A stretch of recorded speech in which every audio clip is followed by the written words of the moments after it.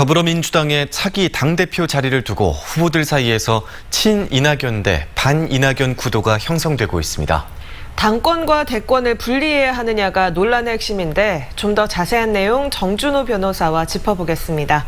안녕하십니까? 안녕하십니까? 네, 안녕하십니까? 우선 더불어민주당의 당대표 후보 누가 나와 있습니까?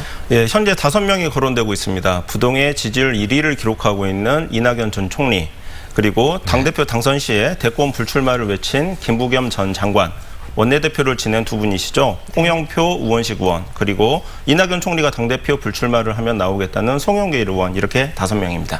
네, 김부겸 전 의원은요, 이번에 당권에 도전하겠다고 밝히면서 당대표가 된다면 2년 임기를 다 채우고 대선은 포기하겠다라는 발언을 했는데요. 이 발언에 대해서 어떻게 보십니까? 예, 김부겸 전 장관의 이낙연 대세론에 맞서는 아주 현실적인 투트랙 전략이다라고 얘기를 할 수 있을 것 같습니다. 네. 김부겸 전 장관은 이 명분으로 이낙연 전 총리가 불출마를 하면 당대표에 아주 승산이 있다고 보는 것 같습니다. 만약 대표에 낙선을 하더라도 김부겸 전 장관은 두고두고 이 발언으로 대선 경선 토론에서도 이낙연 전 총리를 공격할 것입니다. 제가 보기에는 이게 악수가 될 수도 있다고 보는데요. 본인은 결국 당원과 국민이 결정지어주는 운명에 순응을 하겠다는 건데, 오히려 당원들이 김부겸에게 선명한 대권 불출마 선언으로 진정성을 먼저 보이라고 하면 어떻게 할까요? 실제로 당내 다수인 민평연계 우원식 전 원내대표는 대권 주자인 이낙연 전 총리 외에 당권 주자인 김부겸 장관에게도 출마 제고를 요청했습니다. 그렇군요. 하지만 민주당 당원 당규에 따라서 이 대선에 나가려면 1년 전에 당대표를 그만둬야 하지 않습니까?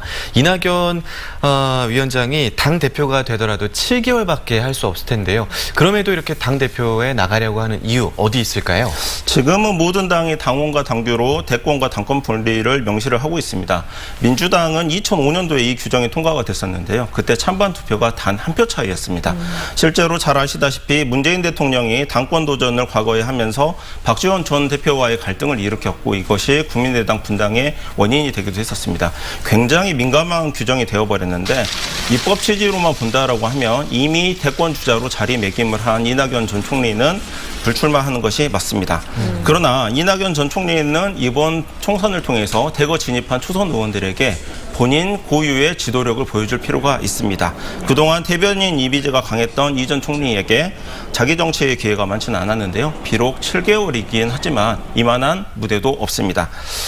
저 개인적으로 좀 검토를 한다고 하면은 그 당권 주자가 모두 출전을 하고 자기가 임기 내에 사퇴를 했을 때 전당대회에서 2등한 사람이 당대표를 승계를 받는 이른바 집단 지도 체제를 한번 검토해 볼 필요가 있습니다.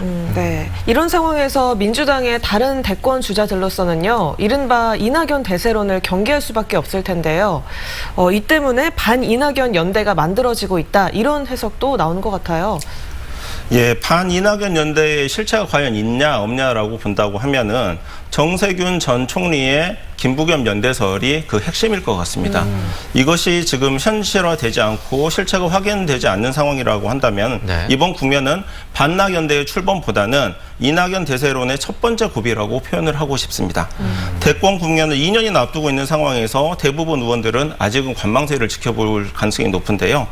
만약에 김부겸 전 장관이 조건 없는 대권 불출마를 선언하면서 당권 도전을 다시 한번 천명을 한다라고 하면 한번 반낙연대의 실체를 의심해 볼 필요가 있습니다. 네, 친이낙연, 반이낙연 이런 구도가 계속되면 당의 지지율이나 내부 결속에 좀 부정적인 영향이 있지 않을까요? 어떻게 보십니까? 우선 청와대는 가장 싫어할 것 같습니다. 총선 대승을 하고 근본 회기에 어느 정도 개혁 입법 과제를 완수를 할 수 있느냐가 지상 과제일 건데요. 청와대가 주도하는 개혁 국면이 이제 본격적으로 시작될 수 있는데 실제로 청와대는 비서진 개편도 최소화하면서 이 국면을 대비를 하고 있습니다. 이런 상황에서 차기 대권 구도가 조기 고착화되는 것은 매우 싫어할 것 같습니다. 그리고 통합당은 예상보다 빠르게 김종인 체제가 시작을 하면서 기본소득 등 민생 드라이브를 걸고 있습니다.